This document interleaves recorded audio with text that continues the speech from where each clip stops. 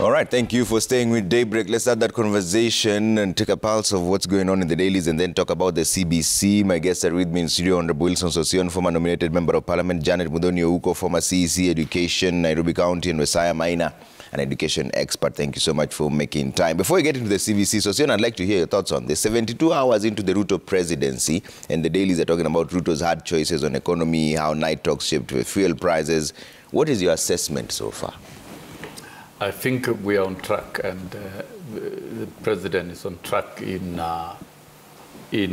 bringing back Senate in terms of governance in this country and bringing the economy under control. And on day one, he was able to sign off and allow the Inspector General to be the accounting officer so that the police service can operate independently and can be sufficiently financed to execute their duties, a matter that had been denied the police service. You know, we cannot create independent institutions and then deny them the needed resources to operate. Within the same day, the Gazette noticed to appoint the 6 judges that the outgoing president, for very strange reasons, refused to appoint, was executed, and that now the judiciary is independent and is assured to be able to work freely and deliver justice. And that, of course, there's assurance to enhance 3 billion shillings every year to the judiciary in order to strengthen the delivery of justice and give it the independence and capacity to work. And then number 3, immediate reverting of the dry boat services in Naivasha to Mombasa. And ideally, Mombasa was becoming a ghost town and the businesses were closing down. And now we can see the excitement. Business is coming back.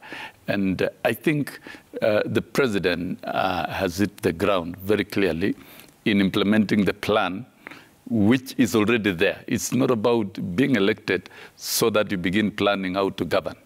The plan was already there. It's a matter of being executed. What has been executed immediately are urgent issues that needs to be done, and it has been done. And I think everything is moving on very well. On subsidies, subsidies has been a conduit of extracting money from citizens, and it has not served the intended purposes.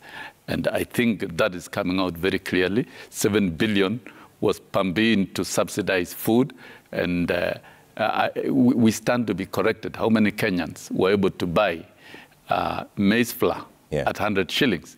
We could not notice that. And subsidies has been used as a way of stealing money from the citizens. And there is need to reconfigure the energy sector, not just the petroleum sector, the energy sector. We must bring down substantially the cost of electricity. The cost of fuel must be brought down without necessarily going the route of subsidy.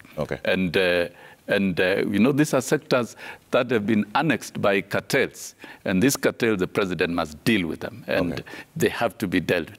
So that then we stabilize the prices of fuel and also lower the cost of electricity and bring down the cost of living for Kenyans. I think things are moving on quite well, and the plan that the president promised and that Kenya Kwanza promised, and is the plan on which the president was elected on, of course, automatically converts itself to government policy. And I think within the next few days, what needs to be documented and adopted as government policy shall be done. What needs to be legislated so that you bring into effect whatever is to be done shall be done. And other policy directions that the president has pronounced and he pronounced on Inauguration Day is reduction of fertilizers to 3,500. And we hope it should be reduced further so that we can reinvigorate and revamp the agriculture and food production so that food is available and the cost of living is brought down for all Kenyans. These are immediate term measures which are going to solve in the midterm the various challenges of this country without necessarily going the route of running this country through subsidies and which does not help and which in any case they're prone to corruption. Yeah. Janet, do you agree that there's some level of sanity in government and the economy is under control, like Sossion says, considering that power bills is 21% high, fuel is at 179 all-time high? What is your assessment? 72 hours in office. Well, I'd first say that 72 hours is a little too early for anybody to sort of judge whether we are on track or we are not. And most of the things, what I would really want to say is that it's really good to see the president hitting the road running, acknowledging the energy, acknowledging really commitment, especially to the rule of law. I think also the action on the judges was really a good one. Because several of us have sat here and we have said and insisted on the fidelity to the rule of law. It does not matter whether it favors you at the point or it doesn't, but I think it's really important seeing his commitment to the rule of law. But then also really say that it's a very tough time for him because during the campaigns, we all know that there was a lot of criticism of the sitting government, the fourth administration, and sort of trying to blame everybody else for the high fuel prices. Then here you are. It's on your hands now. We are not listening to any debate. We are not listening to any excuses. We want fair prices at the pump. Kenyans want to see the prices of unga, as you spoke about, because especially speaking about the president now is not a foreigner in government, so that one is imagining that all the commitments he made in full glare of all the information at the backdrop, so that no brand new excuse is expected at this particular point in time. It is expected that he has got a plan and has got good background and so on and so forth, so that as the Daily Nation captures it today, that it's really a hard situation for him, and especially looking also at other sectors, because the fuel issue is what really captures the attention of people. But very soon the health sector is also going to be coming calling, especially considering we came from COVID, where a lot of the resources had been diverted to deal with that emergency. So it's really a hard time for him. And I know and really trust that the responsibility and even the kind of hope that Kenya Kwanza sold to Kenyans is really one that is going to really haunt and hold him at a very, very, very high point of accountability. Okay. Wesaya, what is your assessment? Nothing much to say. 72 hours as it is a short time. But for me, I'll stick myself to where I know my strength is in education. Yeah. I don't do politics, but on the judges, right thing, justice must be served at the right time when it is needed. So it's good that they are now on board. In education, we have challenges. And I think in the papers today, there's a boardroom war at NHIF and 64.4 billion tender for medical cover for students in day secondary school has been cancelled by the CEO. Looking at the government tendering process, if this is not resolved very quickly with the intervention of the presidency, then we may not have insurance cover for children by the turn of the year 2023. That needs to be resolved. Yes. All right. And now I want to touch on just one other thing before we talk about the CBC and Sossion. I want to bring in on this. There's earlier on, Janet was talking about fidelity to the law, but Raila Odinga is back now, and Raila fires at the IBC and judges in grand return. He's threatening a million march to have the Supreme Court judges exit, or even some of the IBC commissioners, Chebukati, termed Chebukati as rogue. Is this the right direction to go? I think, Trevor, I wish we proceed and discuss. We are going to proceed. It's a top story on the Standard. Yeah, even if it's a top story, I wish elections are now, but I wish we proceed and discuss CBC. And I would say, and I will repeat, anywhere, anytime, that the elections of 2022 were extremely credible and verifiable, and that was proved.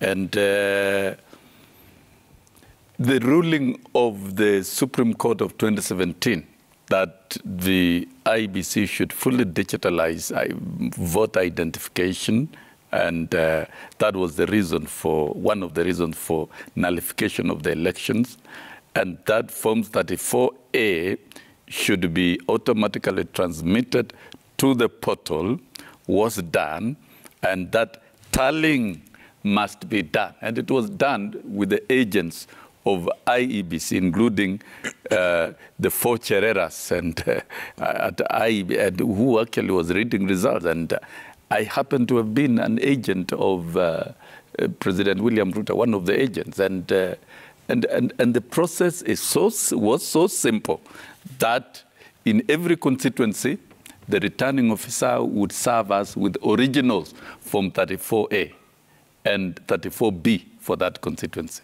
And we would vet polling station per polling station. That's what we did. It wasn't even tallying. It was forensic audit. So actually, we undertook a forensic audit of the entire Form 34As in 46,000 polling stations. And I can tell you by Thursday 11, as Kenya Kwanza, we had downloaded all Form 34As, we had done the total tallies, we had the percentages, we had the results, and we were armed with data, and we were able to cross-check with what was being announced. And I think that is what the Supreme Court did. And the registrar of the Supreme Court returned with the results of scrutiny of 41 polling stations that were alleged to have been vote stealing to have been undertaken, and the report was clear that the Form 34A on the portal and the Form 34A originals are the same, and the ruling was declared by the Supreme Court. So for me, I would not wish Kenyans to be invited to another unnecessary drama of trying to doubt what the Supreme Court has declared. And if you are not satisfied, you return to the same court for review or for anything.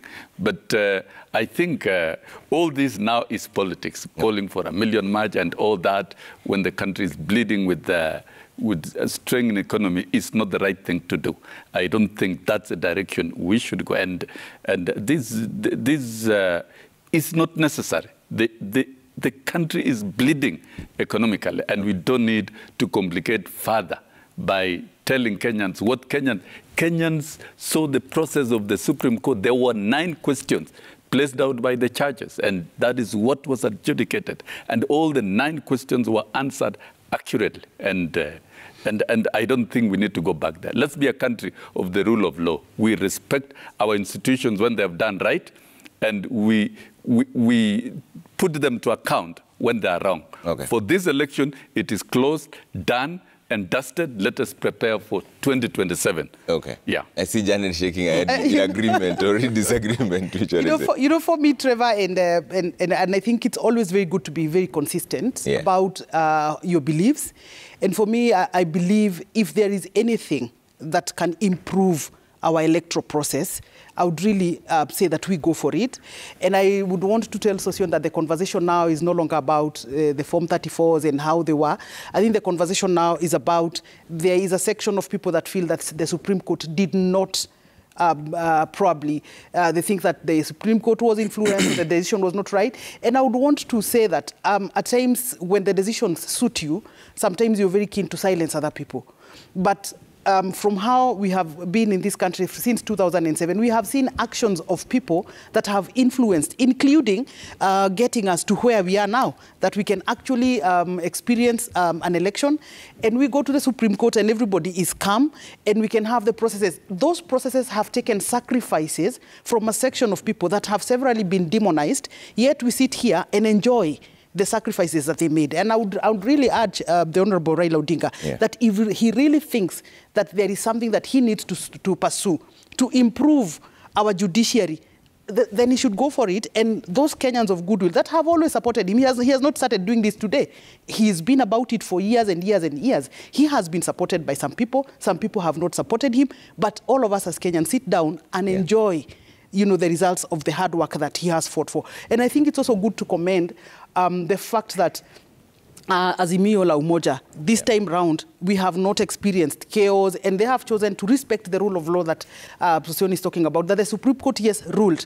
We accept, but we feel that there is something that we want to challenge. Nobody stops anybody from doing that, and I think that anybody that thinks that that will threaten the economy, someone that cannot chew gum and do the stairs at the same time, we will sometimes maybe need these kind of reforms that are being talked about, maybe in 2027 or in 2032. We do not know, because had it not been for sacrifices that have been made by that particular Raila Odinga, probably we could not be where we are now. Okay. I have to take a quick break. When you come back now, we talk about the CBC. We're just about to answer two fundamental questions. Is this working? And what are the solutions? It's really that simple. Trevor Mbidi at Citizen TV Kenya. Use the hashtag Daybreak. We're taking a quick break. When you come back, it's all about the CBC. That wraps up the newspaper review segment, right? See you in just a bit.